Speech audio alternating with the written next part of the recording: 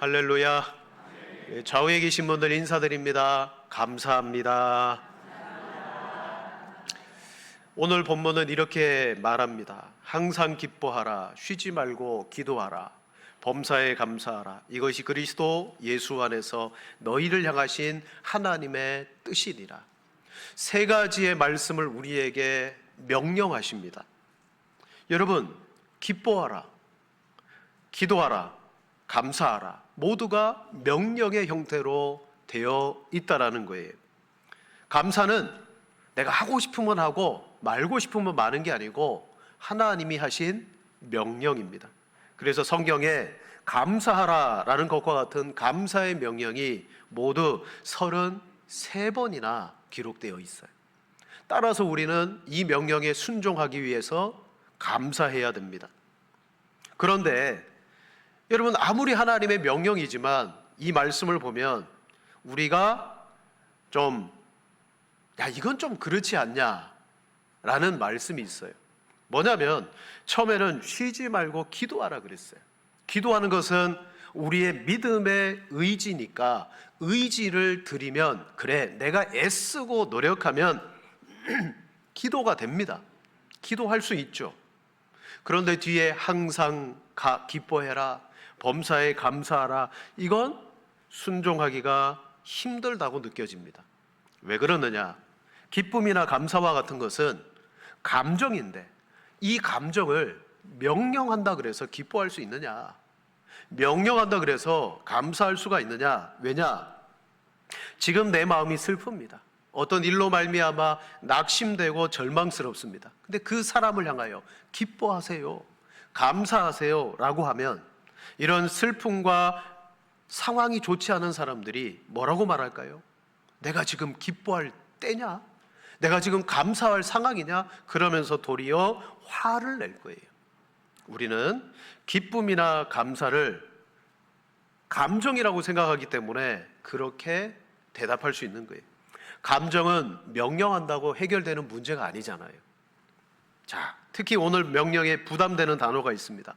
그것은 범사라는 단어입니다. 이 단어만 없으면 그래도 좀 감사할 텐데 오늘 하나님은 우리에게 명령하시기를 범사에 감사라고 말합니다. 범사가 뭐죠? 범사는 모든 일이에요. 행불행을 포함한 모든 일에 대해서 다 감사라고 말합니다. 우리의 가족 중에 누가 교통사고를 당했어요. 자녀가 입시에서 낙마했어요. 불합격했어요. 갑작스러운 큰 사고가 일어나서 가정 안에 우환이 생겼어요. 그럴 때 범사입니다. 그것도 하나님은 그런 상황이 있어서도 감사하라라고 말합니다. 즉 여기에서 우리가 부닥치는 거예요. 내가 생각하는 감사와 하나님이 요구하는 감사 사이에는 수준이 완전히 다르다. 나는 이 땅에 내 수준의 감사를 생각하지만 하나님은 신앙인으로 마땅히 하나님 앞에 가져야 될 태도로서의 감사를 우리에게 명령합니다. 범사에 감사하라, 이것이 그리스도 예수 안에서 너희를 향하신 하나님의 뜻이니라. 오늘은 이제 상반기의 모든 사역들 또 우리의 삶을 뒤로하고 하반기를 시작하는 7월 첫 주일입니다. 우리는 이 주일 맥주 감사 주일로 지키면서 하나님의 은혜에 정말 감사해야 되는데 우리는 어떤 감사를 하나님께 드려야 될까? 한번 말씀을 통해서 우리가 깊이 상고하겠습니다.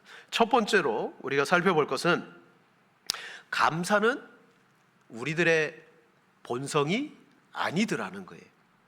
감사한다는 것은 죄인된 우리들의 원래 본성은 아니다.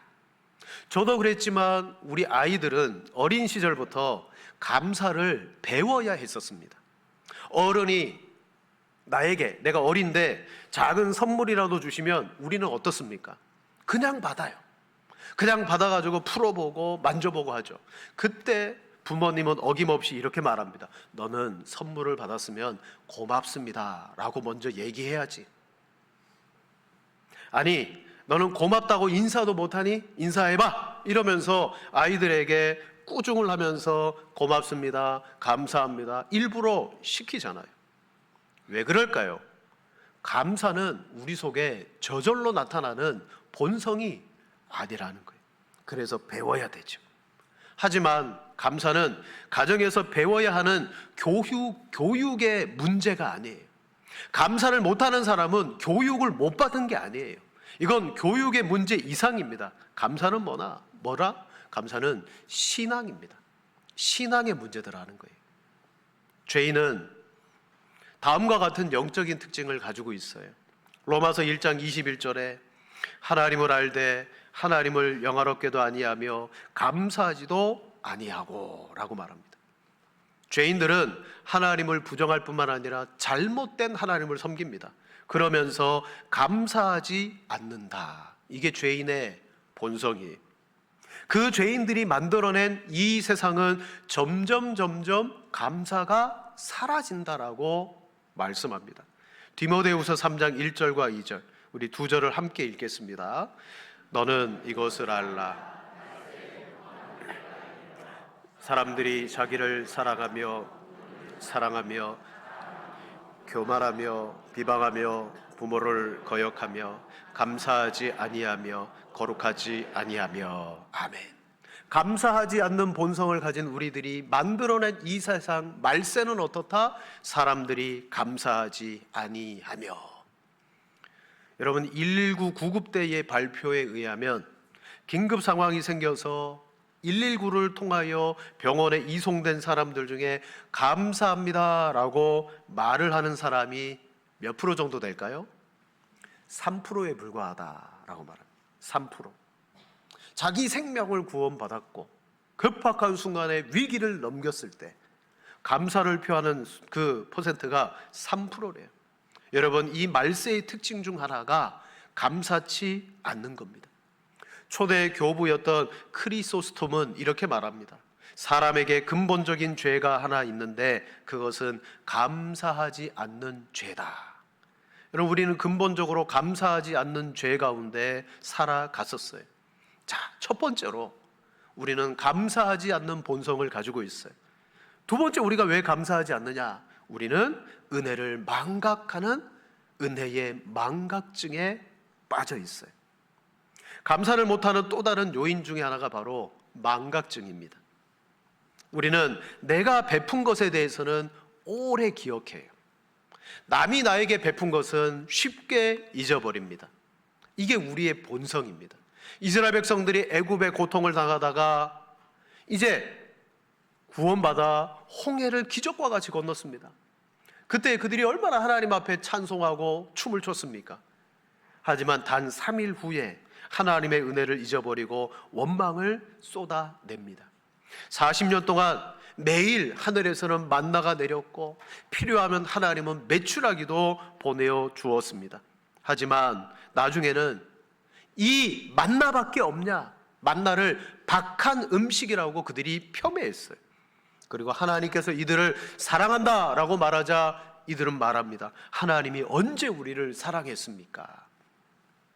여러분, 이스라엘 백성들은 누구보다 하나님의 구원의 은혜를 아주 깊이 경험했는데 그들이 왜 반역하게 되었습니까? 은혜 받은 것이 적기 때문입니까? 그렇지 않습니다. 그 받은 은혜에 대하여 지독히도 잊어버리더라는 거예요. 이것이 바로 이스라엘 백성들의 불행입니다. 그래서 성경은 우리에게 자주 잊지 말라고 명령해요. 시편 103편 2절에 말합니다. 내 영혼아 여호와를 송축하며 그의 모든 은택을 잊지 말지어다. 아멘. 신명기의 주제가 바로 그거예요. 기억해라, 잊지 말아라. 광야 40년을 너희가 기억해라. 그리고 잊지 마라. 가나안 땅에 들어가서 너희는 이거 잊어버리면 너희는 큰일 난다. 여러분, 감사는 감정이 아닙니다. 내가 기뻐함으로 내게 좋은 일이 일어나서 감정이 일어나서 하는 것이 감사가 아니고 감사는 신앙이라는 거예요. 그래서 감사는 믿음입니다. 똑같은 상황에서 어떤 사람은 감사를 합니다. 하지만 어떤 사람은 불평, 원망을 할 수 있어요. 당연합니다. 본래 우리의 본성은 감사보다는 불평과 원망이거든요. 그러나 범사의 감사는 무엇과 연결되었느냐? 내 신앙과 연결되어 있는 거예요. 내 삶의 상황과 형편과 연결된 게 아니고 범사에 감사할 수 있는 것은 내 신앙이라는 거예요. 또한 감사의 삶은 믿음이 있을 때 일어납니다. 믿음이 있을 때 감사가 역사합니다. 그래서 믿음과 감사는요, 함께 가는 거예요. 여러분이 하나님께 어떤 감사를 드리느냐가 여러분의 믿음인 거죠. 골로새서 2장 7절에 말합니다. 그 안에 뿌리를 박으며 세움을 받아 교훈을 받은 대로 믿음에 굳게 서서 감사함을 넘치게 하라. 아멘. 얼마나 예수 그리스도 안에 믿음의 뿌리를 깊이 내렸느냐에 따라서 믿음이 굳게 되어질 것이고, 그러면 그 사람은 감사가 넘치게 될 거라는 거예요. 여기 감사가 넘친다는 말은 다른 말로 말하면 범사에 감사할 수 있게 된다는 거죠. 여러분, 우리는 감사가 저절로 되는 것이 아니고 우리의 죄성을 거슬러 믿음을 가지고 있어야 일어나는 믿음의 행위라는 걸 꼭 기억하시기를 바랍니다. 그래서 감사하기 위해서는 먼저 하나님의 은혜 가운데 믿음이 우리 속에 역사해야 되죠. 두 번째로, 감사는 감정이 아니라 영적인 태도입니다. 영적인 태도. 우리가 어떤 좋은 환경에 처하면요, 처음에는 야 좋다라고 말하지만 시간이 조금만 지나면 무덤덤해집니다. 뭐냐? 여러분, 환경이 좋다 그래서 감사가 나오는 게 아니더라고요. 사람들은 환경에 따라 감사가 나오고 어려우면 감사를 못한다라고 생각하는데 그렇지 않습니다. 감사는 여러 가지 조건의 충족이 아니라 내 마음의 태도에 좌우됩니다. 태도에 좌우돼요. 가령 어떤 사람은요, 대접을 받는데 불평해요. 대접을 받는데 불평해요. 반면 베풀면서도 감사해요. 매년 어르신들을 섬기든지 국가의 유공자들을 섬기든지 1년에 한 번씩 그분들을 모셔다가 행사도 하고 식사도 대접하고 그런 일을 우리가 할 때가 있습니다. 근데 이분들이 와가지고 음식을 먹으면서 불평해요. 작년에는 그랬는데. 그러면서 아니 대접을 받으면서 이분들이 불평을 하는 거예요. 이게 사람입니다. 태도가 그렇다는 거죠. 사랑하는 여러분, 사람이 아무리 많은 것을 받는다 그래도 감사하느냐? 아니, 그렇지 않습니다. 내 마음의 태도가 중요하죠. 그래서 이 시간은 여러분, 우리가 한번 생각해 볼 게 뭐냐면, 우리가 지금 누리고 있는 이 모든 것들은 사실 당연한 게 아니다라는 것을 여러분 꼭 기억하십시오. 지금 내가 누리고 있는 이 모든 것들은 당연한 게 아니다.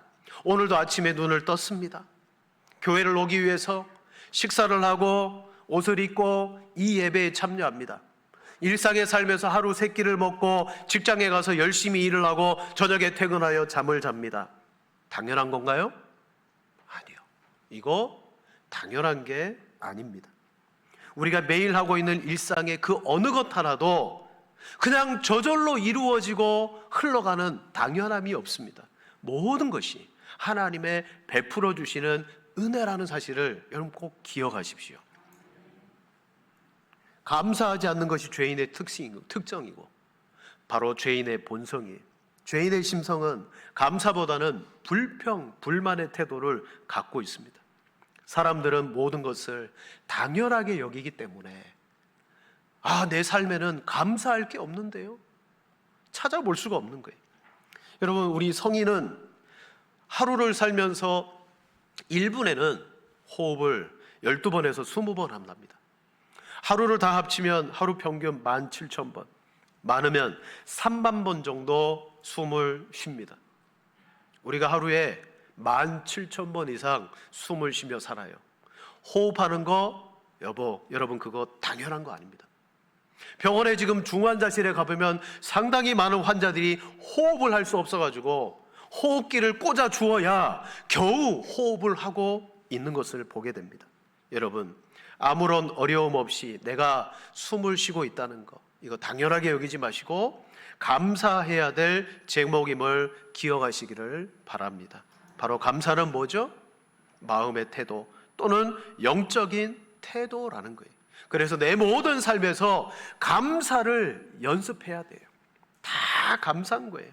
당연한 것을 당연하게 여기지 않는 훈련, 사소한 것도 하나님 앞에 감사하는 훈련, 그것이 우리 속에 있어야 돼요. 그러면요, 여러분의 심령이 살아납니다. 아니면 그냥 내버려 두잖아요. 모든 게 원망거리고 불평거리예요. 여러분, 사람들이 부딪혀 살아가는데 시시비비가 안 일어날 수가 없어요. 원망과 불평이 없을 수가 없어요. 완전한 사람이 어디 있습니까? 그 완전한 사람을 뜯어 고치려고 하다 보면 시비가 일어나고 원망이 일어나요. 받아주고 그리고 감사하면요, 내 심령이 변하게 될 줄로 믿습니다. 하나님은 우리의 감정도 받으세요. 그래서 우리가 힘들면 힘든 대로, 슬프면 슬픈 대로, 기쁘면 기쁜 대로 하나님께 나오기를 원하세요. 즉 하나님은 내 솔직한 감정을 다 보십니다. 힘들면요, 하나님 정말 힘듭니다. 그리고 어려우면요, 하나님 정말 어렵고 고통스럽습니다. 슬프면 하나님 마음이 아픕니다. 슬픕니다. 감정으로 하나님 앞에 나가야 돼요. 하나님은 우리의 감정을 다 알고 계실 뿐만 아니라 그걸 그대로 다 받으세요. 그런데 감사는 뭐죠? 감사는 감정으로 하는 게 아니에요. 감사는 상황에 느끼는 감정이 아니라, 한번 따라합시다, 영적인 결단입니다. 영적인 결단이. 사람은 누구나 자기의 일이 술술 잘 풀려나가면 감사하지 말라 그래도 그 사람은 감사합니다. 그런데 전혀 상황이 좋지 않습니다. 지금 내 마음에 있는 마음은 두려움과 그리고 불안함과 염려입니다. 이것을 어떻게 하나님 앞에 감사할 수 있습니까? 그때 필요한 것이 믿음이라는 거예요. 하나님을 바라보고 믿음으로 감사할 때 하나님께서 그 감사를 받아 주실 줄로 믿습니다. 영적인 태도를 가져야 돼요. 그러기 위해서 우리는 모든 상황만 보는 것이 아니고 이 상황을 하나님이 주신 신앙으로 재해석해야 되는 거예요. 신앙으로 재해석해야 돼요.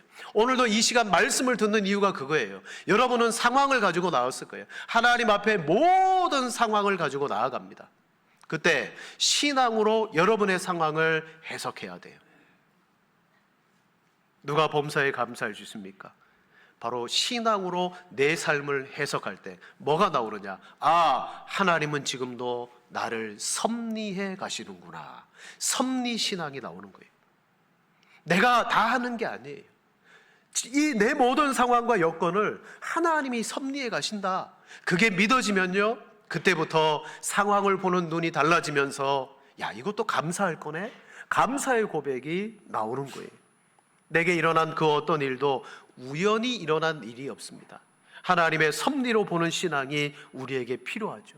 참새 한 마리도 그냥 떨어지지 않습니다. 모든 일이 하나님의 섭리 가운데 있습니다. 이걸 잘 보여주는 사람이 요셉이죠. 요셉은 아버지의 사랑을 듬뿍 받다가 하루아침에 형들에 의하여 애굽의 노예, 종이 되어버렸어요. 그리고 나중에는 감옥에 갑니다. 그의 상황은 더 절망적으로 떨어지죠. 하지만 그때 요셉이 자기의 삶 속에 하나님의 놀라운 은혜를 경험했는데 하나님이 나와 함께하고 계시다는 것이 믿어지기 시작하는 거예요. 그때부터 요셉이 그 하나님을 믿음으로 일을 했더니 모든 일들이 손대는 일마다 잘 되는 거예요. 감옥에 내려가서도 마찬가지입니다. 요셉은 마지막 형들을 만나서 뭐라고 고백하죠? 자기 인생을 하나님의 섭리로 해석합니다. 창세기 45장 5절 말씀, 당신들이 나를 이곳에 팔았다고 해서 근심하지 마소서, 한탄하지 마소서. 하나님이 생명을 구원하시려고 나를 당신들보다 먼저 보내셨나이다. 아멘. 창세기 50장 20절 우리 함께 읽겠습니다. 당신들은 나를 해하려 하여, 함께 봅니다. 시작. 당신들이 나를, 창세기 50장 20절인데 네, 함께 봅니다. 시작. 당신들은 나를 해하려 했으나 하나님은 그것을 선으로 바꾸사 오늘과 같이 많은 백성을 구원하게 하시려 하셨나니. 아멘. 요셉은 두 번이나 형들에게 고백합니다. 형들은 요셉을 보면서 요셉이 혹시나 자기를 해코지할까 두려웠어요. 처음 만났을 때도 총리가 요셉이라는 것이 두려웠고, 마지막 아버지 야곱이 죽었을 때 요셉이 자기들을 해할까 봐 두려웠어요. 그때 요셉은 두 번 다 고백합니다. 걱정하지 마십시오. 하나님이 이렇게 섭리하셨습니다. 사랑하는 여러분, 우리는 실은 하나님의 구체적인 섭리는 알지 못합니다. 하지만 요셉과 다른 믿음의 사람들 가운데 하나님이 어떻게 그들을 섭리해 가셨는가를 보면 오늘 내게도 그렇게 해 가신다라는 것을 믿게 됩니다. 이것이 신앙의 재해석입니다. 신앙은 세상 사람들이 보는 것처럼 일반적인 관점으로 내 상황을 보지 않아요. 사건과 상황을 하나님이 주신 말씀과 믿음으로 바라보면서, 그래서 이 재해석은 믿음의 눈이라고 할 수가 있습니다. 성경은 이렇게 말씀합니다. 로마서 8장 28절, 우리가 알거니와 하나님을 사랑하는 자 곧 그의 뜻대로 부르심을 입은 자들에게는 모든 것이 합력하여 선을 이루느니라. 아멘. 모든 것이 합력하여 선을 이룬다. 뭐죠? 불완전하고 연약하고 부족한 나를 통해서 하나님은 하나님의 뜻을 이루어 가신다. 그래서 우리가 주기도문에 기도할 때 뭐라고 말합니까? 뜻이 하늘에서 이루어진 것처럼 땅에서 이루어지게 해 주십시오라고 기도해요. 오늘도 우리가 신앙하고 살아가는 것은 내가 잘 되자고, 내가 이 인생 가운데 잘 살아보자고 사는 것이 아니라 나는 하나님의 뜻을 이루는 사람이에요. 그러다 보니까 내 뜻과 맞지 않는 상황이 있잖아요. 내가 원치 않는 상황 속에 놓일 때가 있어요. 그럴 때라도 신앙으로 재해석해서 어떻게 해야 됩니까? 믿음으로 모든 상황을 바라볼 때 영적인 태도가 만들어지는 거죠. 그래, 하나님께 감사하자. 사랑하는 여러분, 감사는 감정이 아닙니다. 영적인 태도입니다. 세 번째로, 감사를 통해서 우리는 하나님께 나아가면요, 감사로 말미암는 역사가 있어요. 하나님은 그냥 감사라고 하지 않아요. 감사했더니, 나는 그냥 감사했는데 하나님의 놀라운 역사가 우리의 삶에 일어나요. 여러분, 우리 모두가 다 하나님 앞에 나아가기를 원합니다. 그때 하나님 앞에 문을 열고 나아가는 것이 성경은 뭐라고 말하느냐? 감사라고 말합니다. 시편 50편 23절, 감사로 제사를 드리는 자가 나를 영화롭게 하나니 그의 행위를 옳게 하는 자에게 내가 하나님의 구원을 보이리라. 아멘.